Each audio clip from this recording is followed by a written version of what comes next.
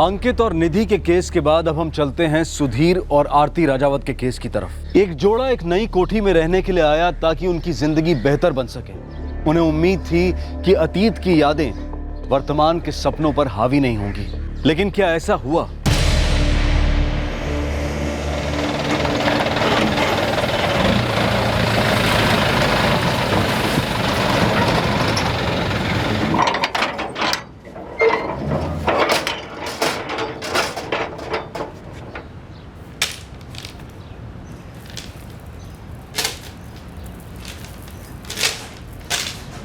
अरे भाई साहब, आप चूल्हा यहाँ कैसे रख सकते? किचन का सामान किचन में रखिए ना।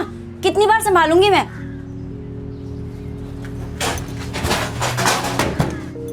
कितना समय भैया, बच्चों का कमरा पहले ठीक करना है, दीजिए ना सामान। सुरेंद्र, तू सवेरे फोन करके मुझे बता रहा है कि तू नहीं आएगा, ये कोई तरीका है? तेरे को पता है मुझे आज घर शिफ्ट करना है। कमाल करता है यार तू भी। लाइए। हाँ, वो गठरा दे दीजिए। आरती। हाँ जी। सुनो, तुम ये सब कुछ संभाल लोगी? वो सुरेंद्र का फोन आया, वो आज भी नहीं आ रहा। दुकान मुझे ही खोलनी पड़ेगी। कोई बात नहीं सुधीर, आप जाइए, दुकान खोलिए, मैं संभाल लूंगी। इससे पहले कि निशा प्रिया स्कूल से उनका कमरा ठीक करना पड़ेगा। देखो, कोई दिक्कत आए तो तुम मुझे फोन कर लेना, मैं दुकान बंद करके ही आ जाऊंगा। वैसे उसकी जरूरत नहीं पड़ेगी, आप दुकान संभालिए, मैं यहाँ देख लूंगी। हाँ, शायद खाना बनाने का टाइम ना मिले तो आते समय कुछ पैक करवा लाइएगा। ठीक है, ये सारा सामान अच्छी तरह से संभलवा के जाना। हाँ जी बाजी। हाँ चंगा जी, चलता हूँ। हाँ जी, जल्दी करिए।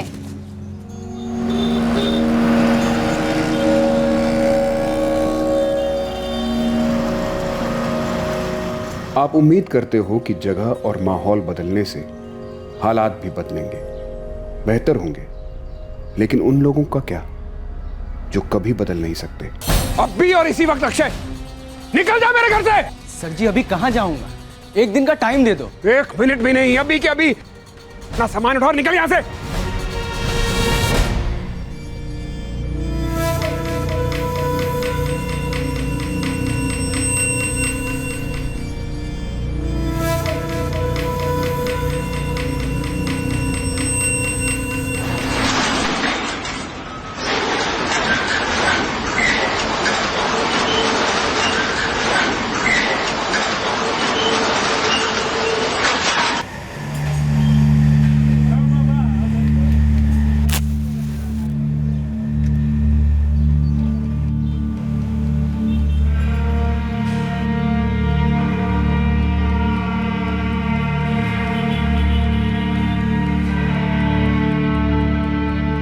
मेरा परिवार ही मेरी जिंदगी है। मेरी बीवी आरती और मेरी बेटियां निशा और प्रिया। एक पिता को या एक मां को और क्या चाहिए? उनके बच्चों के लिए खुशहाल जिंदगी और अच्छी परवरिश।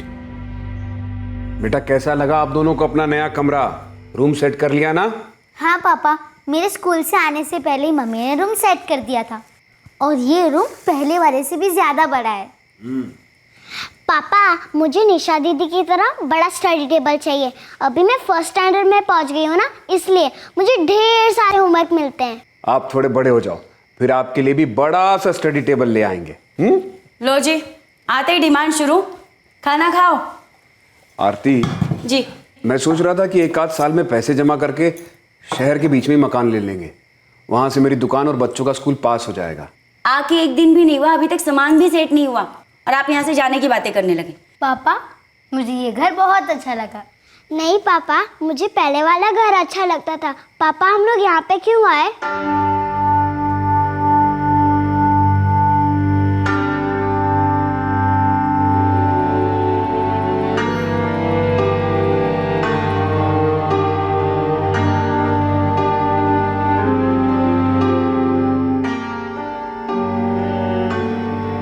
जो होना था वो हो चुका। बेहतर यही है कि बीती बातों को भुलाकर आगे बढ़ा जाए।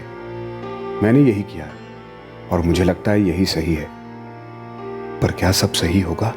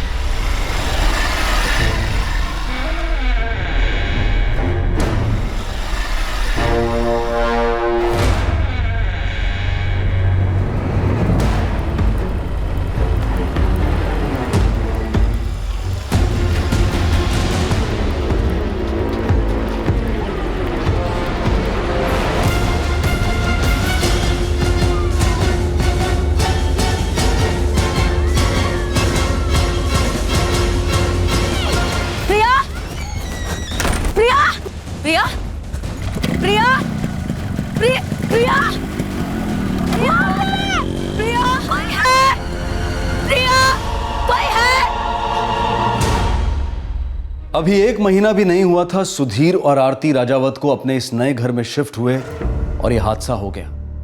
प्रिया को किसी ने अगवा कर लिया। अतीत में मिले किसी गम से उबरने के लिए सुधीर अपने पुराने घर से इस नए घर में शिफ्ट हुआ था, लेकिन हालात बेहतर होने की बजाय और बिगड़ गए। सुधीर को जब इस बात का पता चला तो मानो उसके पैरों तले से जमीन खिसक गई। क्या?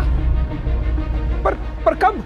कैसे हुआ ये? सुधीर, मैं कपड़े सुखा रही थी, मेरे सामने कोई प्रिया को उठाकर ले गया। सब मेरी बेटी प्रिया सिर्फ 6 साल की है। प्लीज प्लीज आप कुछ कीजिए। वर्मा, बठिंडा से बाहर जाने वाले सभी रास्तों पर नाकाबंदी करो, सारी चौकियों को अलर्ट करो। सर। बैठिए। आपकी वाइफ ने बाइक का नंबर नोट किया था? पता नहीं साहब, मैंने पूछा ही नहीं। जैसे ही फोन आया मैं सीधा यहाँ आ गया।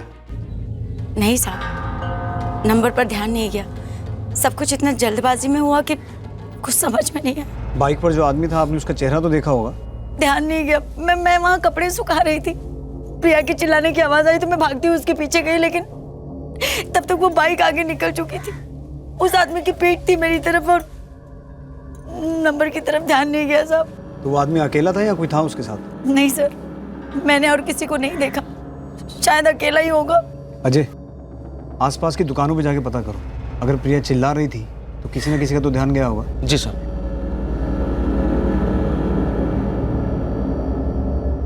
बेटा, आप कहाँ थे उस वक्त? आपने घर के आसपास किसी को देखा था? ये अंदर बैठकर पढ़ाई कर रही थी सर।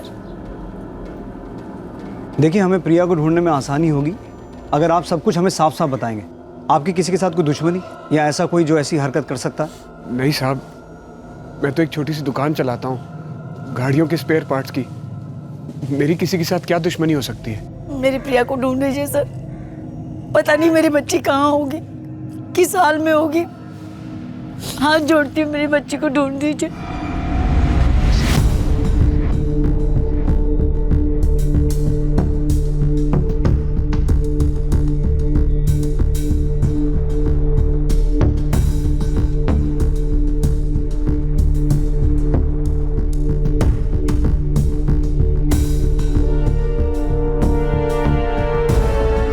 ये सब कैसे हो गया प्राजी? कार के पास से उठा के ले गया। अरे आरती ने देखा ले जाते हुए? यही सोचा था, सब कुछ पलक झपकते ही हो गया। रंजीत, मेरी आंखों के सामने से मेरी प्रिया को उठाकर लेकर चले गए, मैं कुछ नहीं कर पाए। देख, तू रो मत, कुछ नहीं होगा प्रिया को। जितनी जल्दी हो सके मैं वहाँ आता हूँ, और बीजी और पापा जी को भी ले आऊँगा। तू घबराइयो मत। सुनते हो जी, ओ रंजीत का फोन आया सी, प्रिया पुत्र नु किसी ने अगवा कर लिया। क्या? ये कैसे हो गया? वो आंगन में खेल रही थी, कोई उसे उठा के ले गया। लेकिन वो तो उनका नवा घर है ना? हाँ सर, 4 घंटे से बठिंडा आने जाने वाले सभी रास्तों पर नाकाबंदी करके रखी है, लेकिन प्रिया अभी तक स्पॉट नहीं हुई है। शायद किडनैपर ने प्रिया को कहीं छुपा के रखा है। वर्मा, मुझे लगता है उसे पता चल गया होगा कि मामला पुलिस ने अपने हाथ में ले लिया है। कुछ देर तो शांत बैठेगा, लेकिन मौका मिलते ही शहर से भागने की कोशिश जरूर करेगा, जो हमें होना नहीं देना है। 24 घंटे नाकाबंदी रहनी चाहिए। ये जो कोई भी है, बच्ची के साथ शहर से बाहर नहीं जाना चाहिए। सर, घर के आसपास की दुकानों से कुछ पता चला? जी नहीं सर, दरअसल दोपहर का टाइम था, इसलिए ज्यादातर दुकानें बंद थी। अजय शाम को फिर से दुकानदारों से बात करना शुरू करेगा। सभी दुकानदारों से पूछताछ करो, किसी ना किसी की नजर में तो जरूर आए होंगे। सुधीर और आरती के फोन भी टैप करो। अगर ये किडनैपिंग पैसों के लिए हुई है तो फिरौती का कॉल कभी भी आ सकता है।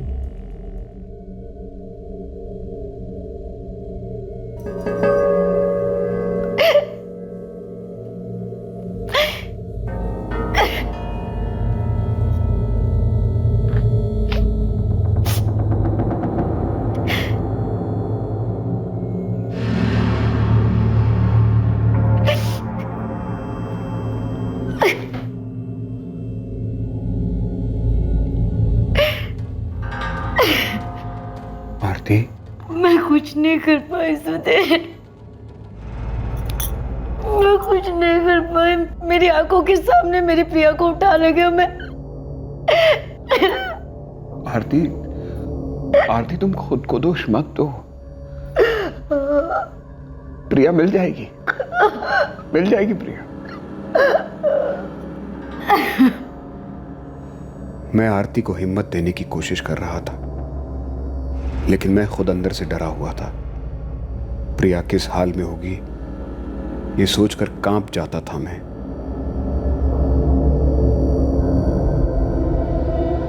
फिरौती के फोन का इंतजार हो रहा था पर कोई फोन नहीं आया। क्या इरादा था किडनैपर का, यह बात अभी तक साफ नहीं हुई थी। क्यों निशाना बनाया गया था एक 6 साल की मासूम बच्ची को? अगले दिन सुबह एक सुराग मिला, लेकिन इस सुराग के साथ कई नए सवाल भी खड़े हुए।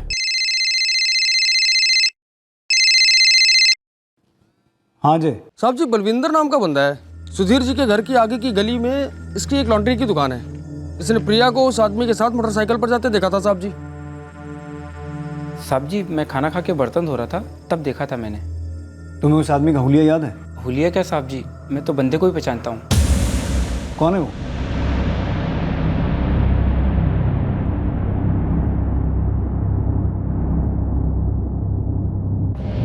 जी वो अक्षय गुप्ता था, प्रिया पुत्र को बाइक पे लेके जा रहा था। अक्षय गुप्ता?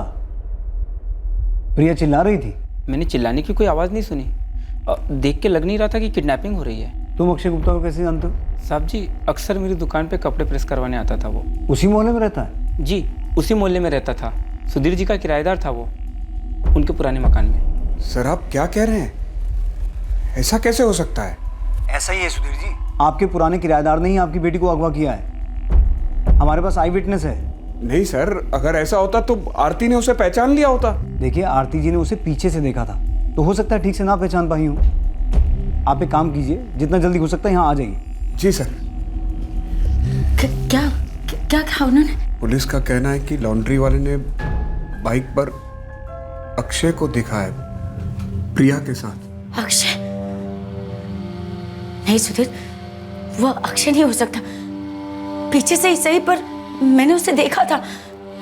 अक्षय होता तो मैं उसे पहचान लेती। नहीं सुधीर, वो पक्का अक्षय नहीं था।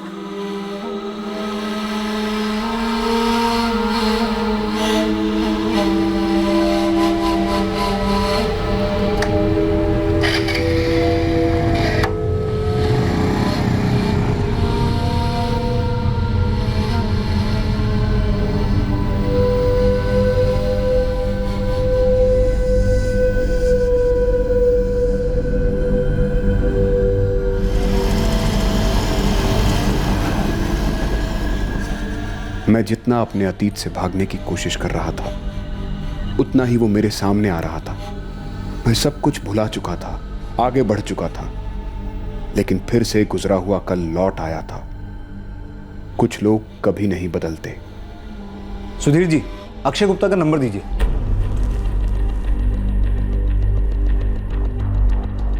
जी, ये 2 महीने पहले तक यही उसका नंबर था। वो आपके यहाँ किराएदार था? हाँ जी, करीब 1 साल पहले मेरे पुराने घर में ऊपर वाला कमरा खाली था, जो हमने उसे किराए पर दे दिया था।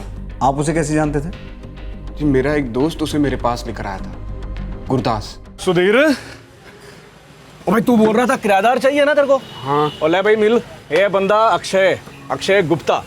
सत श्री अकाल जी। सत श्री अकाल जी। ओ, कुर्सी पढ़ लो। ओ भाई 2-3 हफ्ते पहले ही फरीदाबाद से आया है, बॉटलिंग की फैक्ट्री में काम करता है। ओ भाई आगे अपने बारे में बता दे वीरे। जी वो कुछ दिनों पहले ही काम शुरू किया है। अभी तनख्वाह तो ज़्यादा नहीं है, पर सीखने को बहुत मिल रहा है। अगर मेहनत से काम करता रहा तो आगे तनख्वाह भी ज़्यादा मिलने लगेगी। अच्छी बात है, मेहनत करने में विश्वास रखते हो। जी वो किस्मत का ताला तो मेहनत की चाबी से ही खुलता है। कल से आ जाओ रहने, घर के ऊपर एक कमरा है। जी, पर वो किराया कितना होगा जी? किराए की फिक्र ना करो, जितना तुम दे पाओगे उतना ही होगा। थैंक यू जी। 2 महीने पहले उसने आपका घर छोड़ दिया? जी। और उसके 1 महीने बाद आपने भी अपना घर बदल लिया? जी। अक्षय चला गया था या आपने उसे घर से निकाल दिया था? जी मैं... देखिए सुधीर जी, अगर अक्षय ने ये किडनैपिंग की है तो उसकी कोई वजह होगी। कुछ ना कुछ तो हुआ होगा आप लोगों के बीच। नहीं सर, ऐसा कुछ भी नहीं हुआ था। जरूर आप ही को कोई गलत फहमी हुई है। और फिर मेरी पत्नी ने उस आदमी को भागते हुए देखा था और उसका कहना है कि वो अक्षय नहीं था। लॉन्ड्री वाले बलविंदर का कहना है कि जब अक्षय आपके घर किराए पर रहता था तो उसकी दुकान पर कपड़े प्रेस करवाने के लिए आता था। वो भी उसे अच्छी तरह से पहचानता है। हो सकता है आपकी बीवी को गलतफहमी हुई हो। सुधीर जी, अगर हम ये मान के चलें कि अक्षय ने ये किडनैपिंग की है तो उसकी 2 ही वजह हो सकती हैं। या तो आपसे पैसे ऐंठने के लिए या फिर आपसे बदला लेने के लिए। अपना सामान उठाओ और निकल यहां से।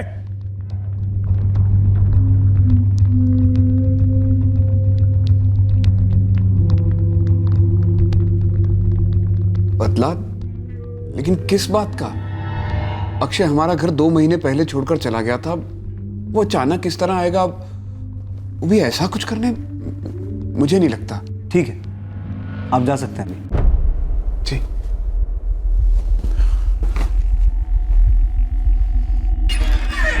सर, अक्षय का फोन स्विच ऑफ है। कब से? कल से। प्रिया भी कल से गायब है। अक्षय गुप्ता के इस किडनैपिंग के साथ जरूर कुछ ना कुछ लेना देना है। खंगालो इसके फोन रिकॉर्ड्स। इस किडनैपिंग के पीछे बहुत कुछ छुपा हुआ है। सुधीर राजावत की चुप्पी भी बहुत कुछ कह रही है। वर्मा सर, अक्षय के साथ साथ सुधीर की फैमिली की भी हिस्ट्री निकालो। Yes sir.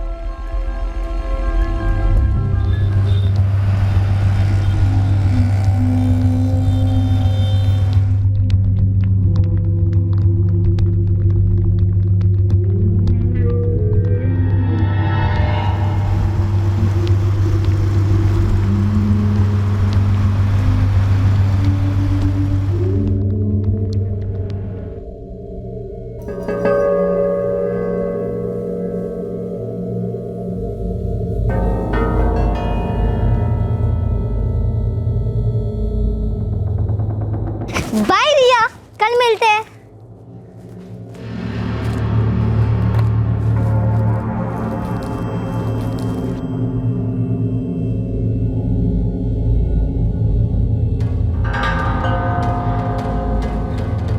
अरे निशा बेटा, बड़ी जल्दी आ गए आज आप स्कूल से।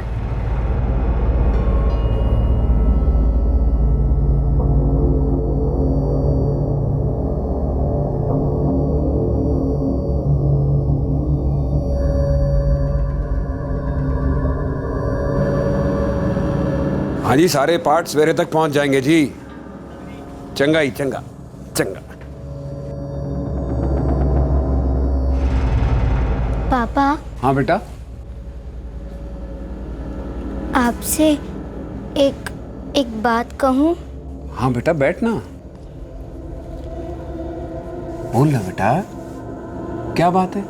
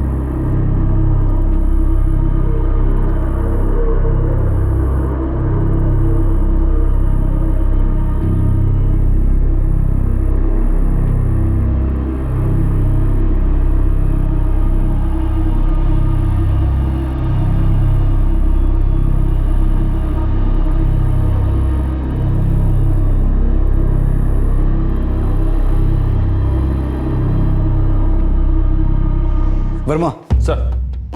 अक्षय के साथ साथ सुधीर की फैमिली की भी हिस्ट्री निकालो। Yes sir.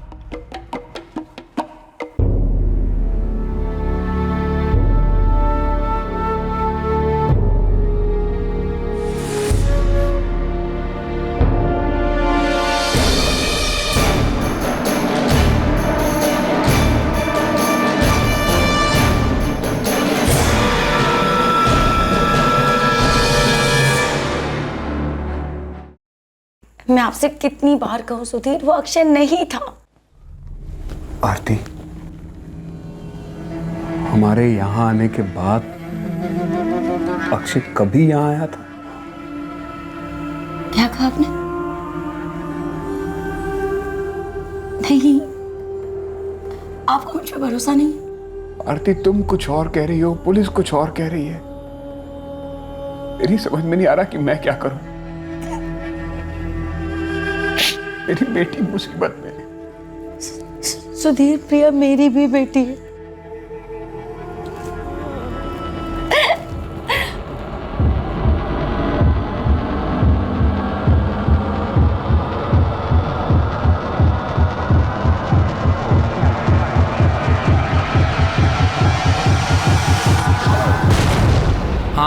सुधीर साहब काफ़ी अच्छे आदमी हैं, 2 साल काम किया मैंने उनकी दुकान पे।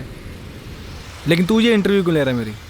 अबे मैं तो ऐसे ही पूछ रहा था, उनकी बेटी को कोई उठा ले गया ना? हाँ यार, बड़ी प्यारी बच्ची थी, 1-2 बार मिला उसको दुकान पे, लेकिन वही ना, बेचारी की किस्मत ही खराब थी। पहले माँ को खो दिया, अब बेचारी खुद ही। माँ को खो दिया और नहीं सलीम पाई? आरती, उसकी माँ तो जिंदा है ना? अरे नहीं, मैं उसकी छवि माँ की बात कर रहा हूँ। उसके पैदा होने के कुछ दिन बाद ही गुजर गई थी। मतलब उसके बाद तो सुधीर साहब काफ़ी टूट ही गए थे।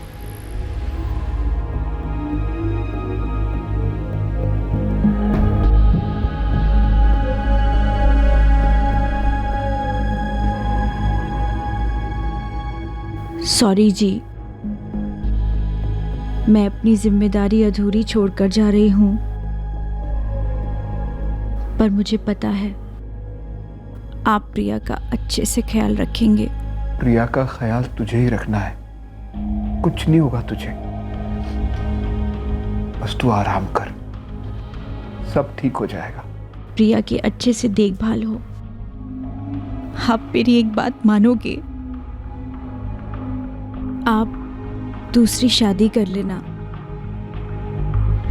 आपको सहारा भी मिल जाएगा और प्रिया को माँ।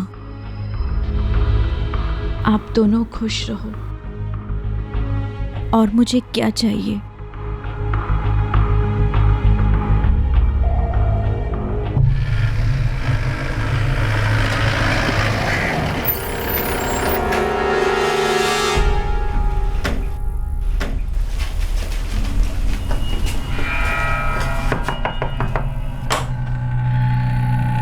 विश्वास सिंह जी।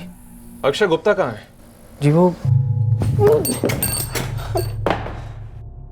अक्षय ने बच्ची ने अगवा किया है?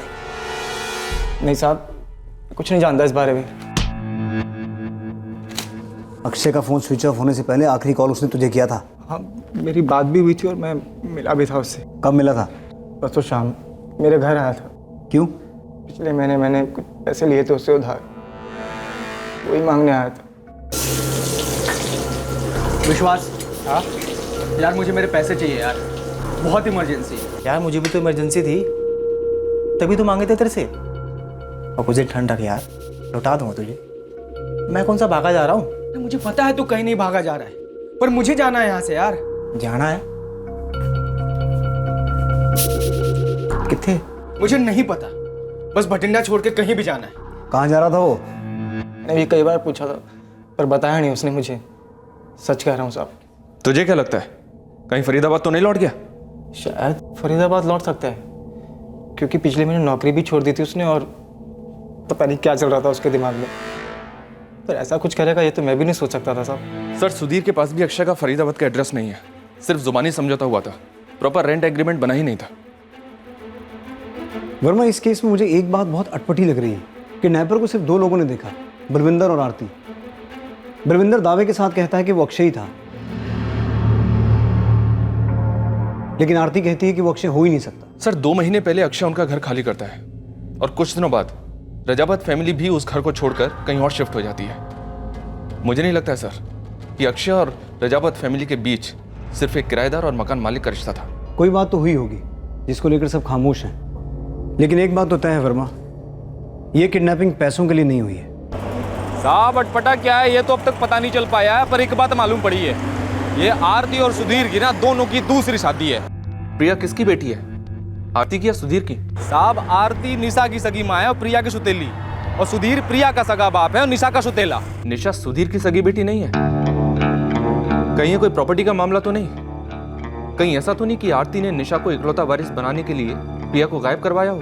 साहब, ऐसी कोई बात तो अभी सामने नहीं आई है, पर मेरी सर्चिंग चालू है। परमिंदर, इस अक्षय का ठिकाना ढूंढो बहुत जल्दी, वो जरूर शामिल है इस केस में।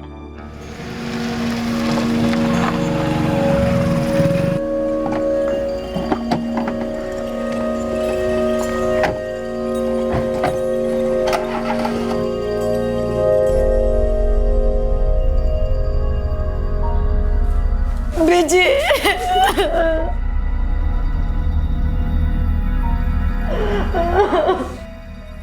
पुलिस को कुछ पता चला प्रिया के बारे में? पुलिस वालों का कहना है कि प्रिया को अक्षय उठा के ले गया है। अक्षय? वो आपका किराएदार? पर पुत्र, तू तो कह रही थी तूने उस बाइक वाले को पहले कभी देखा ही नहीं था। जितना मुझे ध्यान है वो अक्षय नहीं था, कोई और था पापा जी। पर अक्षय ऐसा क्यों करेगा? वो तो किराएदार था ना आपका। पता नहीं, मुझे कुछ नहीं पता।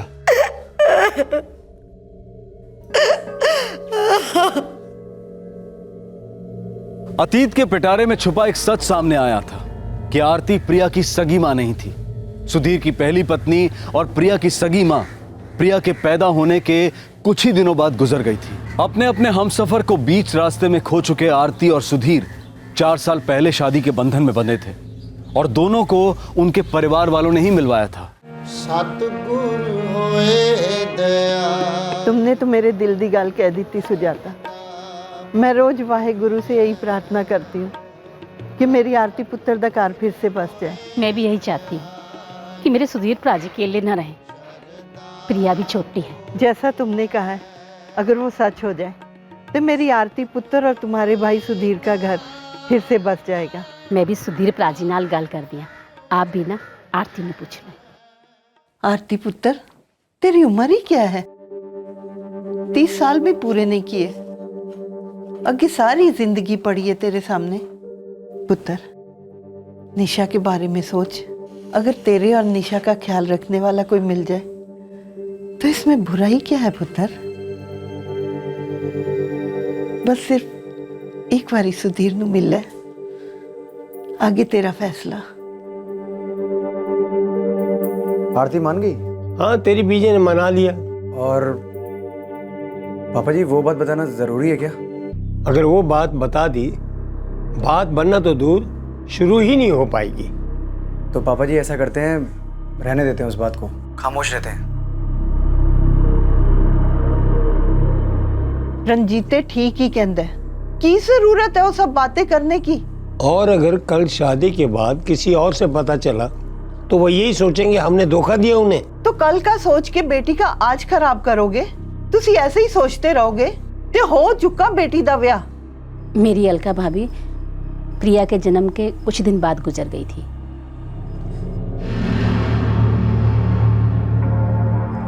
आरती ने शादी के 7 साल बाद ही अपने पति को खो दिया। समरजीत नाम था उसका। कार एक्सीडेंट हुआ था उनका और वहीं उनकी मौत हो गई।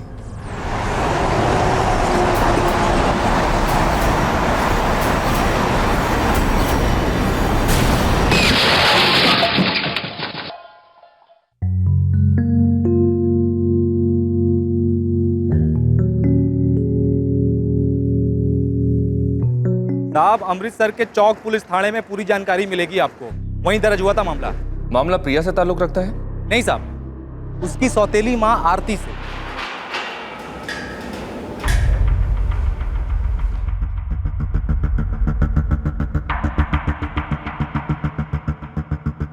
सर, मैंने अपना पति खोया है, मेरी 5 साल की बेटी है और आप लोग मुझ पे ऐसे इल्जाम लगा रहे हैं। मैं नहीं जानती सर उस ट्रक वाले को। मुझे नहीं पता उसने मेरे पति पे ट्रक क्यों चढ़ाया। लेकिन आपके सास ससुर का कहना है कि वो एक्सीडेंट नहीं था, शायद मर्डर था जो आपने करवाया। मैं साहब, वो मेरे पुत्र के साथ खुश नहीं थी। उसका किसी चीज से जी नहीं भरता था साहब। मांगे खत्म ही नहीं होती थी उसकी। रोज झगड़े होते थे दोनों में। तंग आ गया था जी मेरा पुत्र उससे। हमने लड़की पसंद करने में बहुत बड़ी गलती कर दी। आपको हम पे यकीन नहीं ना, तो आप उसके भाई से ही पूछ लीजिए। वो खुद कितनी बार आया था दोनों में सुलह कराने। उस दिन भी वो जिद करके बैठी थी बाहर जाने के लिए। मेरा पुत्र थका मांदा घर आया था, पर उसकी जिद के आगे वो उसे हार मान कर बाहर लेकर गया था। उसके बाद मेरा पुत्र लौट के घर नहीं आया साहब, और मुझे पूरा यकीन है ये सब आरती ने ही करवाया है। उसी ने मार डाला मेरे पुत्र को। पूरी तैयारी की थी उसने मेरे पुत्र को खत्म करने की। साहब, आज 3 दिन हो गए, मेरी बेटी की कोई खबर मिली? हम पूरी कोशिश कर रहे हैं सुधीर जी। अक्षय फरार है, उसका फोन सर्विलेंस पर रखा है हमने। फरीदाबाद पुलिस को भी अलर्ट कर दिया गया है। सर, आप जब इतना सब कुछ कर रहे हैं तो फिर मेरी बेटी क्यों नहीं मिल रही है? क्योंकि आप बेजुबान हैं और हमें बता नहीं रहे। कि आपके और अक्षय के बीच आखिर रंजिश क्या थी। सर मैंने आपसे कितनी बार कहा है कि अक्षय के साथ मेरी कोई दुश्मनी नहीं थी। मैंने उसे कमरा खाली करने के लिए इसलिए कहा था क्योंकि हम लोग नए घर में शिफ्ट करने वाले थे। और शिफ्ट होने के 2 महीने बाद आपकी बेटी किडनैप हो गई और उसी दिन अक्षय को बाइक पर प्रिया के साथ देखा गया था। अब उसका फोन बंद है। फिरौती के लिए भी आपको कोई फोन नहीं आया। सुधीर जी, क्या आपको अभी नहीं लगता कि अक्षय ये सब कुछ आपसे अपनी दुश्मनी निकालने के लिए कर रहा है? मुझे नहीं पता साहब, मुझे सिर्फ इतना पता है कि मेरी 6 साल की बेटी अगवा हुई है और वो मिल नहीं रही है। प्लीज प्लीज आप उसे ढूंढिए, प्लीज ढूंढिए। सर, अमृतसर की चौक पुलिस ने आरती को 6 महीने जेल में रखा था। उसके खिलाफ कोई सबूत ना मिलने की वजह से उसे रिहा कर दिया गया। पर सर, समरजीत के माँ बाप इस बात से खुश नहीं थे। उन्होंने फिर से इंक्वायरी की मांग की। लेकिन दूसरी इंक्वायरी के बाद भी यही कहा गया कि वो एक्सीडेंटल डेथ का ही केस था। सर, उस केस में भी आरती पर शक था, पर उसका इन्वॉल्वमेंट नहीं था। हो सकता है इस केस में भी ऐसा ही हो। अब ये तो प्रिया के मिलने के बाद ही पता चलेगा।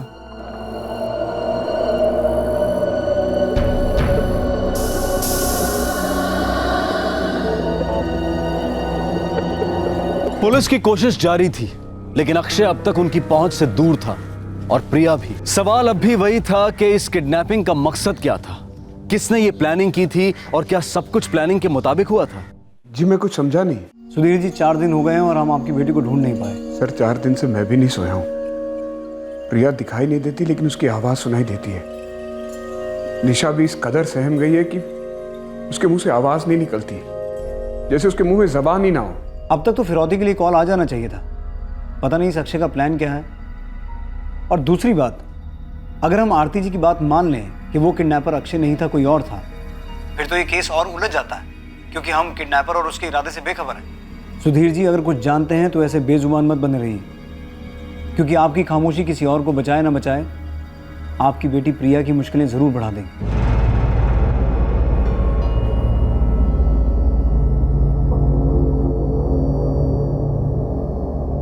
पापा, आपसे एक बात कहूँ? बोल ना बेटा, क्या बात है? पापा, वो अंकल है ना? कौन अंकल? अक्षय अंकल। कुछ कहा है क्या अक्षय अंकल ने? वो रोज घर पे आते हैं। बेटा, अब वो हमारे किराएदार हैं, पेइंग गेस्ट। अब ऊपर वाला कमरा उनका है। जैसे पापा रात को घर पे काम से वापस आते हैं, वैसे ही वो भी काम से घर पर आते हैं। और वो रात का खाना भी तो हमारे साथ ही खाते हैं, मेरे साथ चाय भी पीते हैं। इसमें कुछ गलत नहीं है।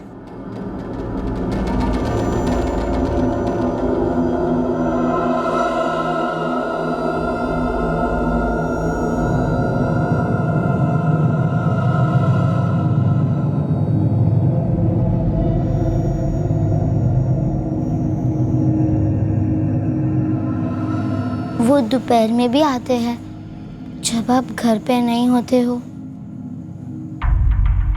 अच्छा, बेटा आप कहना क्या चाहते हो? उन्होंने कुछ किया है आपके साथ?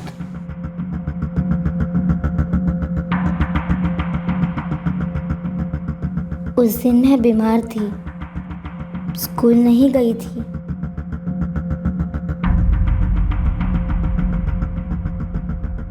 मैं पानी पीने किचन में गई, तब मैंने कुछ आवाज सुनी। आवाज मम्मी के रूम से आ रही थी। तुम बहुत मस्ती करते हो, बच्चे सुन लेंगे, चुप रहा करो थोड़ा सा। कोई नहीं है यहाँ पे। अच्छा। वो अक्षय अंकल की आवाज थी। बेटा, उन्हें घर पर कोई काम होगा इसीलिए आए होंगे। आप इस बारे में ज्यादा मत सोचो, सब ठीक है।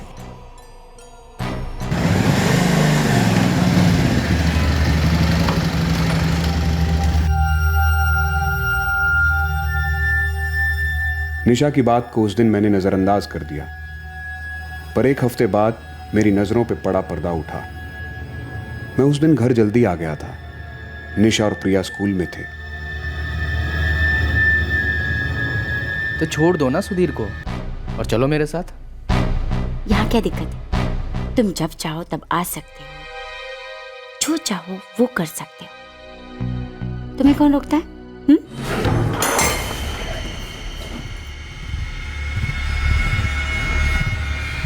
जब निशा ने मुझे बताया तो मैंने सोचा वो बच्ची है, कुछ गलत समझ बैठी है, पर जो उसे लगा वो सच था, और ये सच अब मैं भी देख चुका था। अब भी और इसी वक्त अक्षय निकल जा मेरे घर से। सर जी अभी कहाँ जाऊंगा, एक दिन का टाइम दे दो। 1 मिनट भी नहीं, अभी के अभी ना सामान उठाओ, निकल यहां से।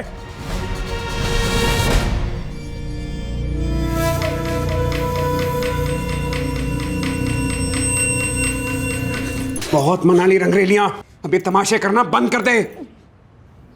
मेरे भरोसे का हमारे बच्चों का जरा भी ख्याल नहीं आया तुझे?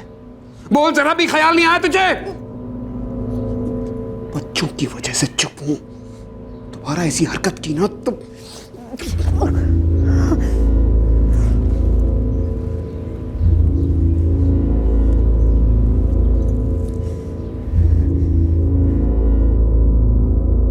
मैंने इस बारे में खामोश रहना ही बेहतर समझा, किसी को नहीं बताया। लेकिन आरती, उसने मेरा गुस्सा प्रिया पर निकालना शुरू कर दिया।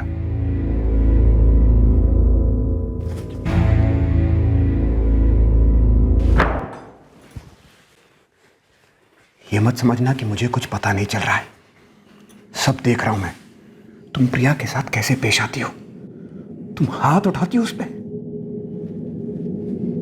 अगर अब और ज्यादती की तो बर्दाश्त नहीं करूंगा, तलाक दे दूंगा तुम्हें। दे दो ना, तलाक दे दो। तुम्हारे साथ रहना भी कौन चाहता है, लेकिन एक बात याद रखना, मेरी और निशा के खर्चे के पैसे देना, बड़ी बड़ी तलाक देने वाले। एक पैसा नहीं मिलेगा तुझे, सिर्फ बदनामी मिलेगी। और ये मत सोचो इतनी आसानी से छोड़ दूंगा तुझे। अगर मैंने ये रिश्ता तोड़ा तो तेरा घमंड भी तोड़ूंगा। तेरी इस काली करतूत के बारे में सबको बताऊंगा जाके मैं। और ये मत भूलियो कि तुझे रंगरेलियां मनाते हुए सबसे पहले तेरी अपनी बेटी ने देखा है। अरे किस मुंह से उसे कोर्ट में झूठा साबित करेगी तू, बोल। हैं?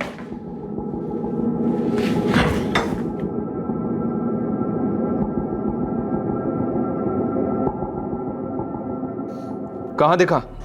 यही है, बठिंडा बस डिपो पे। ठीक।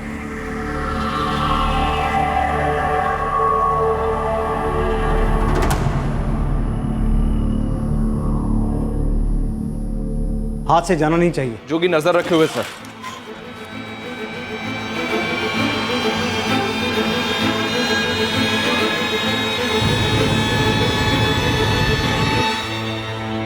क्या अब भी आपको मुझ पे शक है? नहीं, शक नहीं है, मैं सिर्फ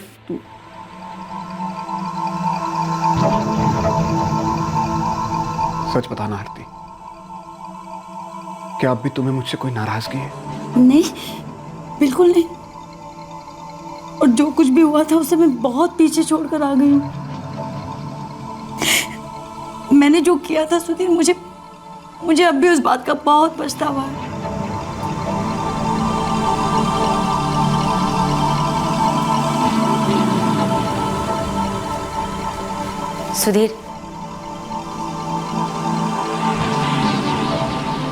सुधीर समझ नहीं आ रहा, मैं अपने किए की माफी कैसे मांगू। भूल नहीं, पाप हुआ है मुझसे।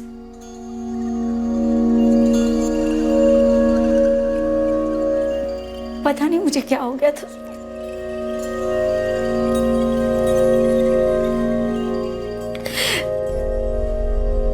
बह गई थी मैं तुमसे झूठ नहीं कहूंगी सुधीर। अक्षय अक्सर मुझे देखा करता था, मुझे भी धीरे धीरे अच्छा लगने लगा। पता ही नहीं चला मैं कब उसकी ओर खींची चली गई।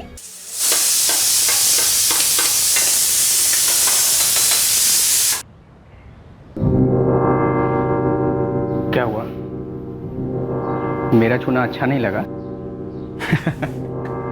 मैं भी क्या पूछ रहा हूँ। अगर मेरा छूना अच्छा नहीं लगा होता कब का पीछे हट जाती, या फिर मुझे धक्का दे दिया होता।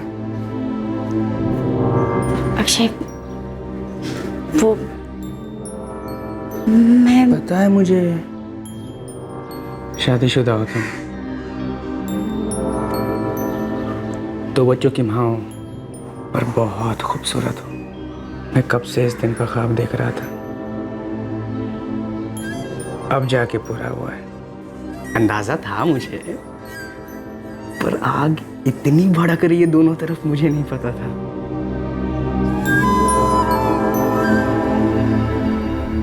गलती हो गई मुझसे सुधीर, पता नहीं क्या हो गया था मुझे। भगवान जाने मैंने आपको क्या क्या कह दिया। शर्म आनी चाहिए मुझे माफ कर दीजिए सुधीर। आरती, माफ कर दीजिए मुझे। माफी मांगने की कोई जरूरत नहीं है।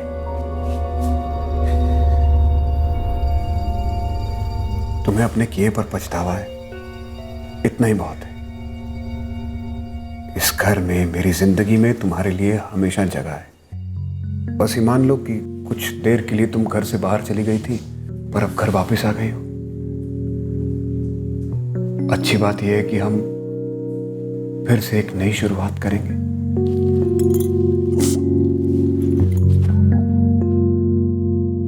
मैं जानती हूँ सुधीर कि दाग मिट जाते हैं पर उसका निशान हमेशा के लिए रह जाता। जैसी पुलिस ने अक्षय का नाम लिया, मुझे पता था कि उंगलियां मुझ पर भी उठेंगी। और जो कुछ भी मैंने किया है उसके बाद मुझ पे विश्वास करना इतना आसान नहीं होगा आपका। मैं तुम पे शक नहीं कर रहा हूं। उस दिन हमने तय किया था कि हम अपनी शादी, अपने परिवार को टूटने नहीं देंगे, इसलिए तो हमने वो घर छोड़ा। और मैंने देखा है कि तुमने यहां आकर हमारे रिश्ते को संवारने की कोशिश की है, लेकिन फिर भी एक बार सोचने की कोशिश करो कि कहीं वो अक्षय तो नहीं था जो हमारी बेटी प्रिया को लेकर भागा था। मैं क्यों बचाऊंगी उस आदमी को, बताइए ना। मेरा विश्वास कीजिए।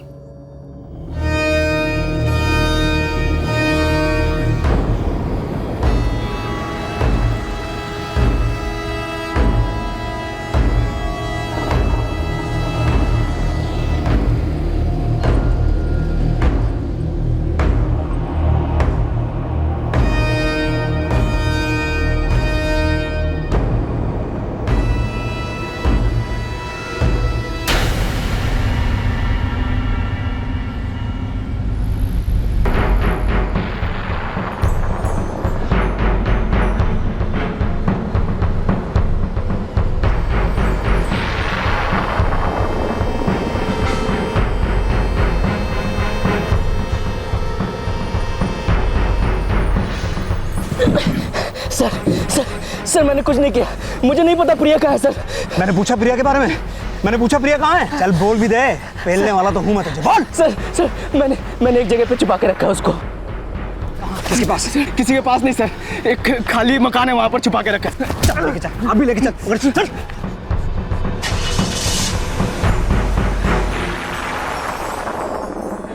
लॉन्ड्री वाले बलविंदर ने खुद देखा था अक्षय को प्रिया को ले जाते हुए। वो झूठ क्यों बोलेगा, वो भी पुलिस के सामने? मुझे नहीं पता सुधीर, मैं सच कह रही हूँ, प्रिया की कसम।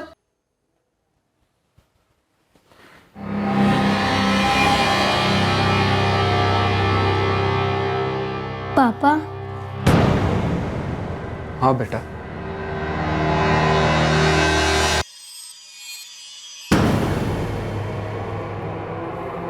क्या बात है बेटा? पापा, वो अक्षय अंकल ही थे जो प्रिया को लेकर गए थे। मम्मी ने ही भेजा था प्रिया को अक्षय अंकल के साथ।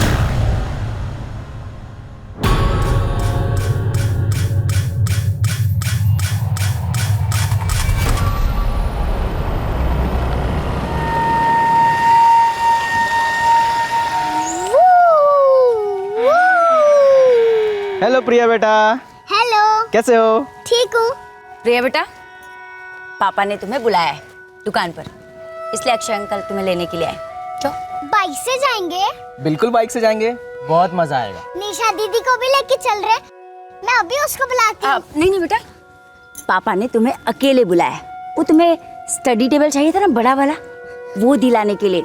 निशा दीदी अभी होमवर्क कर रही है, इसलिए तुम जाओ अंकल के साथ, बहुत मजा आएगा बाइक पे। चलो पापा के पास। बहुत मजा आएगा। बहुत मजा आएगा, चलो।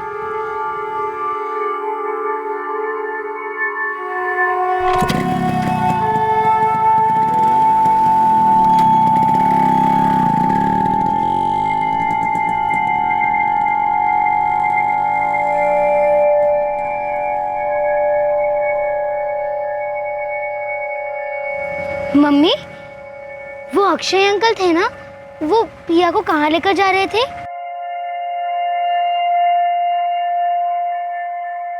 पापा, मम्मी मुझे रोज डराती थी, कहती थी अगर मैंने आपको बोला तो वो मुझे मार देंगी। मैं मार दूंगी तुझे? सुधीर, ये लड़की झूठ बोल रही है, किसी ने भड़काया इसे। इसकी बात पे विश्वास मत करना। क्यों झूठ बोल रही तू? पापा, मैं झूठ नहीं बोल रही हूँ। अक्षय अंकल 2-3 बार घर पे भी आए थे, मम्मा अभी भी उनसे बात करती है। मैं कह रही हूँ लड़की पागल हो गई है, दिमाग खराब हो गया इसका। हेलो सुधीर जी, अक्षय मिल गया है। प्रिया मिल गई? जी मिल गई, पर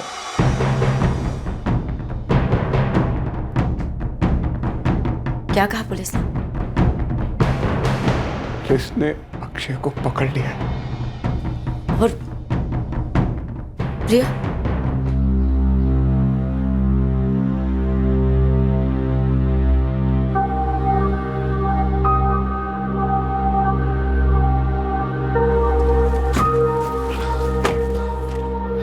कहाँ है? सर वो उस घर में।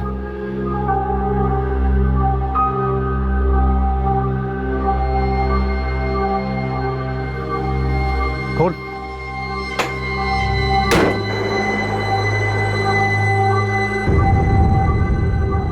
कहाँ है प्रिया? बेड के नीचे।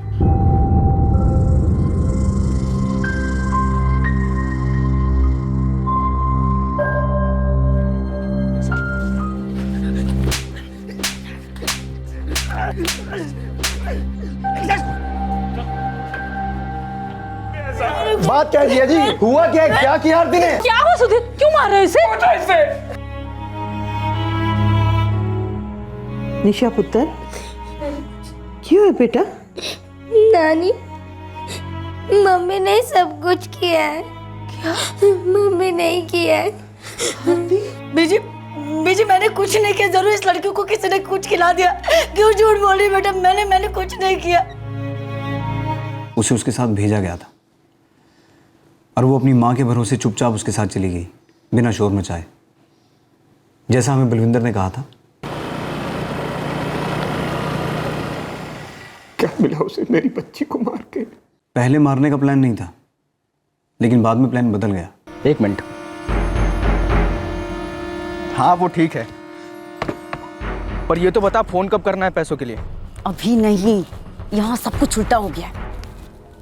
जैसे ही मैंने सुधीर को बताया, वो सीधे पुलिस स्टेशन चले गया कंप्लेन लिखवाने के लिए। अबे ये क्या हो गया? अरे तूने तो कहा था कि क्या कहा था उसे छोड़ो और आगे क्या करना वो सोचो। अभी फिरौती मांगना रिस्की हो सकता है हमारे लिए। अगर किसी को पता चला ना कि प्रिया का किडनैप तुमने किया है, तुम्हारे साथ शक मुझ पे भी जाएगा। अब पता तो चलेगा ही ना। निशा ने भी देखा था मुझे उसको ले जाते हुए, वो तो बोल ही देगी ना जाके। और ये उसकी चिंता नहीं है मुझे। तो मेरी चिंता है क्या? मैं क्या करूं? पैसे तो मिलने से रहे, भाग जाओ यहाँ से।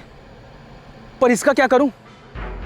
प्रिया ने भी देखा है मुझे, क्या करूं उसका बता? यहाँ पर मैं सब संभाल लूंगी, लेकिन इस प्रिया का बंदोबस्त तुझे ही करना होगा। मतलब? मार दे उसे। आरती, हमारा प्लान सिर्फ पैसे हटने का था, किसी को मारने का नहीं था। कोई रास्ता नहीं है हमारे पास। अगर प्रिया वापस आई ना, तो उसकी किडनैपिंग के इल्जाम में तू जेल के अंदर होगा और मैं घर के बाहर।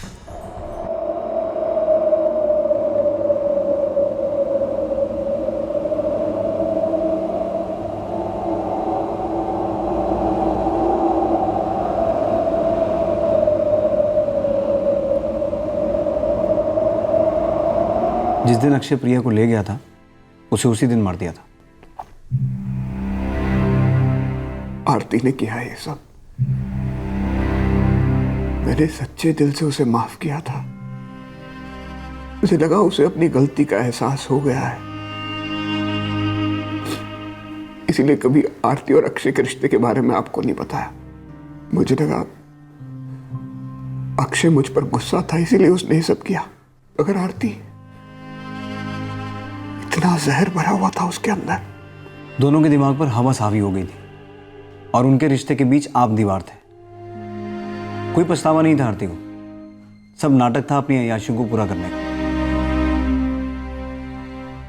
मेरी बच्ची झूठ बोली, उसे किसी ने सिखा दिया है। मैंने कुछ नहीं किया सर, मेरा विश्वास कीजिए, मैंने कुछ। बस! तुम अपना इल्जाम अक्षय के सर मरने की कितनी भी कोशिश करो, लेकिन सच नहीं बदलने वाला। और इस केस में अक्षय नहीं, निशा भी गवाह है। और तुम्हारा वो दूसरा सेल फोन जो अक्षय ने तुम्हें दिया था, वो भी ट्रेस हो गया है, जिस पर तुमने सारी प्लानिंग की थी। तुम्हारा पति बहुत भोला है आरती, उसे एक बार भी तुम पर शक नहीं हुआ। तुमने उसके साथ बेवफाई की, उसने तुम्हें माफ कर दिया, लेकिन तुमने दोबारा धोखा दिया उसे। मुझे उसके साथ नहीं रहना था, मैं उसे तलाक देने को भी तैयार थी, पर सुधीर मुझे पैसे नहीं देना चाहता था। इसी बहाने मुझे बांध कर रखना चाहता था और मैं उससे छुटकारा पाना चाहती थी। मुझे अक्षय के साथ रहना था। तो चली जाती अक्षय के साथ। पर मुद्दे की बात यह है कि सुधीर के पैसे के बगैर तुम्हारी अय्याशी कैसे पूरी होती। तुम्हें अक्षय का साथ और सुधीर का पैसा दोनों चाहिए थे, और तुम्हारे इसी लालच ने एक 6 साल की मासूम बच्ची की जान ले ली। मैं ऐसा कभी नहीं चाहती थी सर, लेकिन सुधीर की सबसे बड़ी कमजोरी थी प्रिया के लिए वो कुछ भी कर सकते थे, और मुझे प्रिया के जरिए ही वो सब कुछ मिल सकता था जो मैं चाहती थी। क्या मिला? सच तो ये है आरती कि तुमने उस बच्ची की जान ले ली जो तुम्हें अपनी मां समझती थी। ये खून अकेले अक्षय ने नहीं किया है, वो बेवकूफ तो तुम्हारे चक्कर में फंस गया, और तुम दोनों इंसानियत छोड़कर हैवानियत पे उतर आए।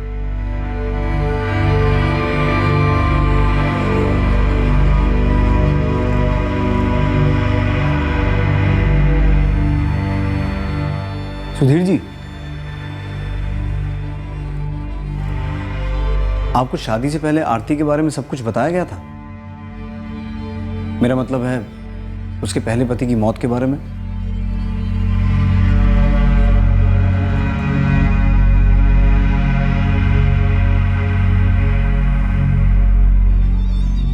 सुधीर पुत्र, हमसे बहुत बड़ी भूल हो गई जो हमने तुमसे सच छुपाया।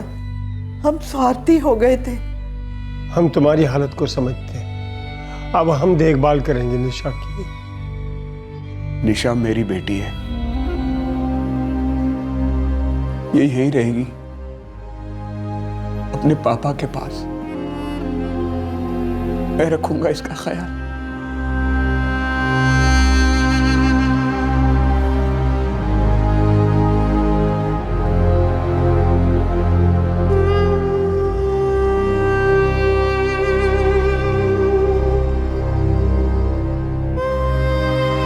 मुझे आरती को अक्षय के साथ जाने देना चाहिए था। उसे पैसा, तलाक जो भी चाहिए था मुझे दे देना चाहिए था,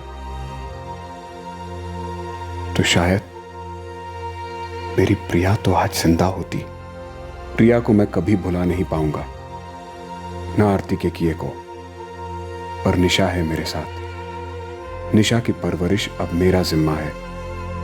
हम दोनों को एक दूसरे का ख्याल रखना है। अक्षय और आरती पर आईपीसी की धारा 365 के तहत अपहरण, धारा 302 के तहत हत्या और धारा 120B के तहत आपराधिक षड्यंत्र के चार्जेस लगाए गए हैं। सुधीर पूरी तरह से बिखर चुका था। निशा भी गहरे शौक में थी। इस छोटी सी उम्र में उसने जो देखा, जो सहा, उसे भुलाना आसान नहीं था। निशा ने अपनी मां को उसके पिता को धोखा देते हुए और अपनी सौतेली बहन प्रिया को अपनी मां के प्रेमी के हाथों अगवा होते हुए देखा था। यहां तक कि निशा की जुबान पर ताला लगाने के लिए उसकी मां ने उसे काफी डराया धमकाया भी था। एक मां की बिल्कुल विपरीत और डरावनी छवि देखी थी उसने। लेकिन शुक्र है कि निशा अब एक संवेदनशील और जिम्मेदार पिता की देखरेख में महफूज है। शादी के रिश्ते से जुड़े दो लोगों में से अगर कोई एक अपनी खुशियां उस रिश्ते के बाहर तलाशता है, तो उस वक्त उस इंसान को इस बंधन से रिहा कर देना ही सही है, चाहे ऐसा करना कितना भी मुश्किल क्यों ना हो। ऐसे हालात में उस दूसरे इंसान को भी अपनी इच्छा, अपना इरादा खुले शब्दों में जाहिर कर देना चाहिए। किसी को दबाकर कुछ देर के लिए खामोश किया जा सकता है, लेकिन उस खामोशी के पीछे छुपे असंतोष को खत्म नहीं किया जा सकता। बल्कि ऐसा करने से मजबूरी में बेजुबान बने इंसान के अंदर नफरत का लावा पनपने लगता है, और यह नफरत का लावा जिंदगी की खुशियों को ही नहीं बल्कि खुद जिंदगी को भी निगल जाता है। आपसे फिर मुलाकात होगी क्राइम पेट्रोल सतर्क में एक और चौंकाने वाले केस के साथ। तब तक अपना ख्याल रखें, सुरक्षित रहें, स्वस्थ रहें, सही वक्त सही कदम, सतर्क रहें। जय हिंद। इस तरह के और भी एपिसोड देखने के लिए हमारे चैनल को सब्सक्राइब करें और बेल आइकन दबाना ना भूलें।